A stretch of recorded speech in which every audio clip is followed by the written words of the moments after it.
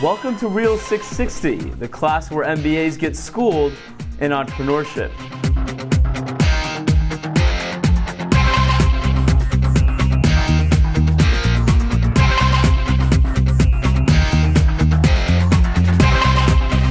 REAL660 is short and sweet.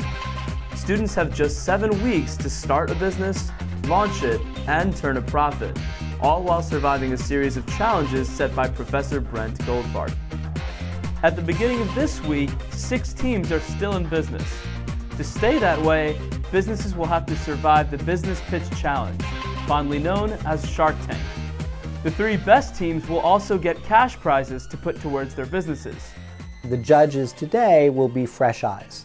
They may have seen the businesses in passing, they don't really know what's going on. And so the judges will decide who continues in the competition and who does not. They will also adjudicate who gives the best pitch. Alana Fine, Managing Director of the Smith School's Dingman Center for Entrepreneurship, and Joel Marquis, the Assistant Director for Venture Programs, were on hand to play the role of potential investors. And like any venture capitalists, they were not shy about expressing their opinions. Campus Cupcakes got dinged for not having a strategy for future growth. I think you needed a better answer to that scale question. You're showing results, which is great. I think my problem is that you're competing against lots of things. You're competing against chocolate, all types of desserts, a soda too, right? That's your competition. It's not just, there's not another cupcake place here, right? Terp Shutterbugs had a tough time explaining their business model.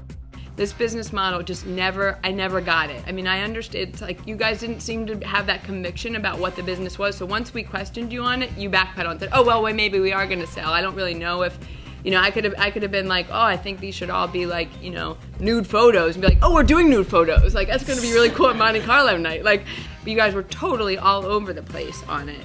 And then I'll make one more comment, turn to Joel. Also, you guys you're from a pitch perspective, you were pitching that your Shutterbugs, and you had some pictures on there that were horrible. Schmoozies, on the other hand, had an issue with their product. And I asked you about the design. I mean, also this is not, unless I'm wrong, not the Smith School. Fonts. I mean, well, I know. I mean, that's our logo. I mean, it's not the Smith School. So from a branding perspective, I don't know. Talk to the team here from marketing. They would hate these. Am I right? Hate seeing you guys, and Dar would not give this out to Smith School alum because you guys are all MBAs, you know about brand. It's the wrong logo, it's the wrong, etc. And so you have to worry about logo and licensing issues if you decide to go further down. If you go out of business, you got to join another team's business to get more equity points. Some students have tried to hedge their bets by joining more than one team. The judges were not impressed. Okay, you guys, I gotta say, maybe the order didn't help you because you guys had already pitched in 2 other businesses.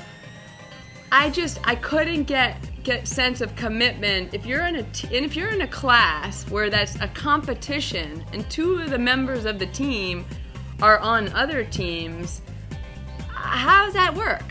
You have to think about it from our perspective. When we did our initial pitches in the 16-team round, our businesses didn't make it, so then it became a matter of acquiring karma points and then also acquiring points through equity.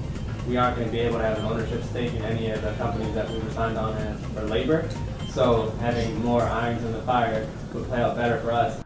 So it was a rough week for our teams. Here are the standings at the end of this week. Out of business, ABC Talking Points and Terp Shutterbugs. Still in business, Schmoozies, Meaties, Campus Cupcakes, and District Delivery. Money.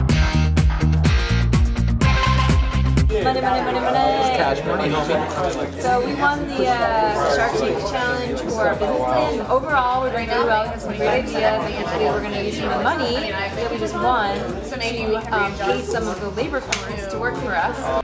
Next week, our 4 remaining teams are all about profit. Whose profits are enough to keep them in business another week?